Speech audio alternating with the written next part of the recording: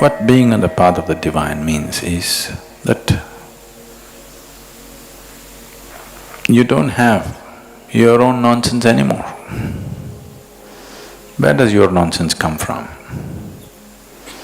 A bit from your parents, a bit from the society in which you live, rest you cook it up. Yes? Yes or no? Bit from your genetics, a bit from the external impressions. Using these two things, you cook up the rest. What comes from external situations is all too much fragmented, bits and pieces. Maybe this information is useful for your survival. It is. What comes from your genes? You know, Charles Darwin told you were a monkey. So if you say, my genetics decide who I am, the monkey business will not end, ever. Because even now, your DNA is only 1.23% different from that of a chimpanzee. Your evolution is only that much. So the more you depend on your genetics, the more of a monkey you become.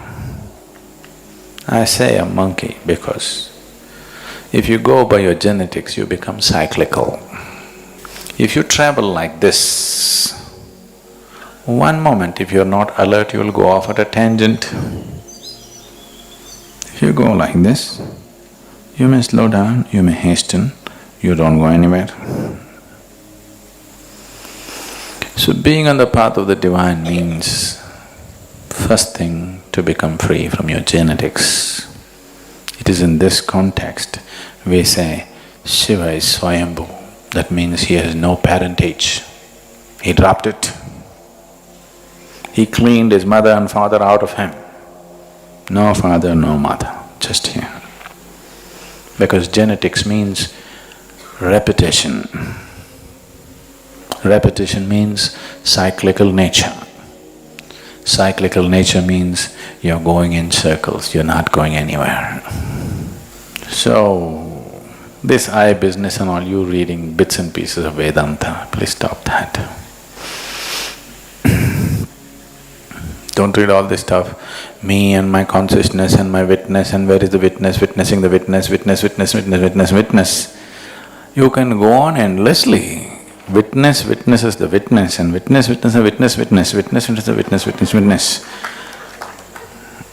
This is just a mental game. Ignorant people acting like they know, this is what happens. Philosophies will flourish. Philosophies, the more philosophical a society is, or the more philosophical a human being is, the more he is clearly declaring to the world that he is a pretender. What he does not know, he acts like he knows. Simple, practical people, they know they don't know, and they're proud that they don't know. That's a problem, but at least they know they don't know. So do not get into this trap of intellectualizing the existence. Very confidently you use this word existence, but do you know what is existence? Does anybody know what is existence?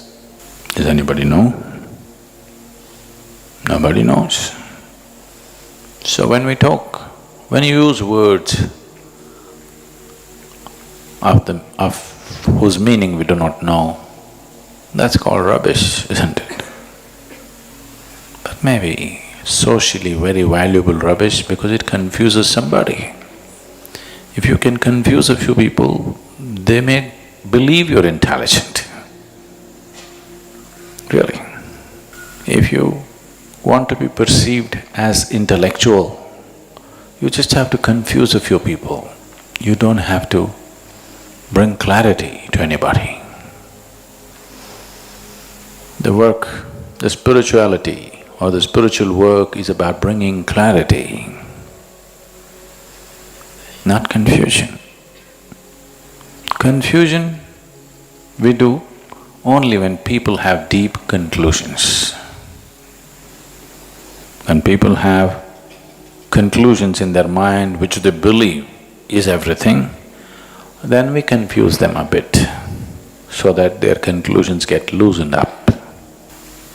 Once Shankaran Pillai won at Meghalaya State Lottery. Is it still on?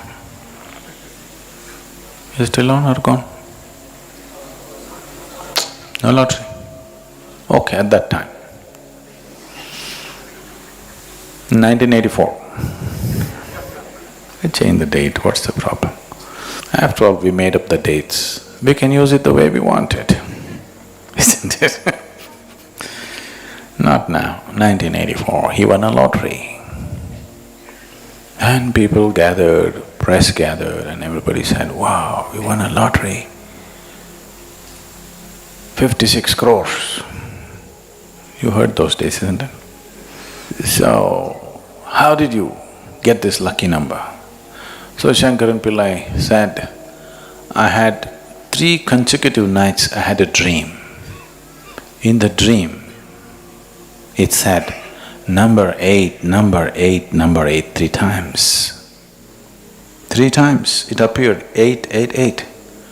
Then I thought, 3 times 8 is 32. And I went for the 32 ticket and I got it. And people said, well, 3 times 8 is not 32, it is 24. I said, what does it matter? I won the lottery.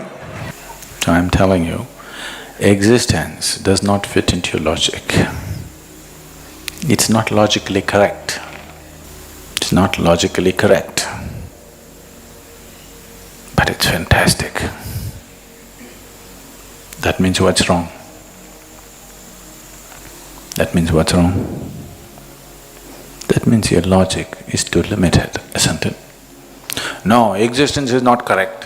Why is it not fitting into my logic? And this is the argument of a madman, isn't it?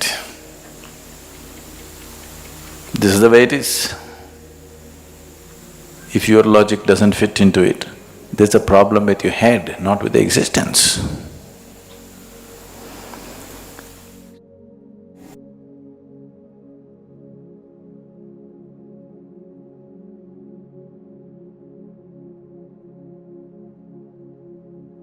In moments of frustration, when things seem to veer off course from our expectations, Sadhguru offers a profound perspective. He reminds us that questioning the logic of existence itself is akin to the rambling of a madman. Instead, he invites us to embrace the sheer wonder and magnificence of existence, even when it defines our rational understanding. This shift in perception can lead to a deeper appreciation of the mysteries of life and an acceptance of its inherent beauty. So take a deep breath and just for a moment let go of the need to figure everything out. Life doesn't have to fit perfectly into the boxes we create in our minds. The sun rises and sets without asking for permission. The rivers flow without seeking approval. The universe moves in a ways that are beyond human logic. Yet everything happens with a rhythm, a beauty, a dance of existence that has been unfolding for millions of years. Sometimes we fight with life, we are trying to make sense of everything, trying to control every outcome. But have you noticed? The more we resist, the more we suffer. The more we argue with reality, the more we feel disconnected, anxious, or frustrated. And yet, life continues, untouched by our struggles. It is vast, mysterious, and filled with wonders that no human mind can fully comprehend. Imagine standing by an ocean. The waves don't stop because we want them to. The wind does not change direction to match our mood. The stars don't rearrange themselves to fit in a pattern we understand. Existence is far greater than our small calculations. And when we let go, even just a little, we start to feel something deeper, something beyond logic, something that brings a quiet sense of joy, a soft whisper of peace. If we only saw life as it is instead of how we think it should be, how much lighter do we feel? How much more beauty would we notice? Instead of frustration, we would feel wonder. Instead of resistance, we would feel harmony. Instead of confusion, we would feel alive. How much more beauty would we notice if only we saw life as it is instead of how we think it should be? So take a moment, breathe in, breathe out, and let your mind settle. No rush, no force, no struggle. Just in this moment, in this breath.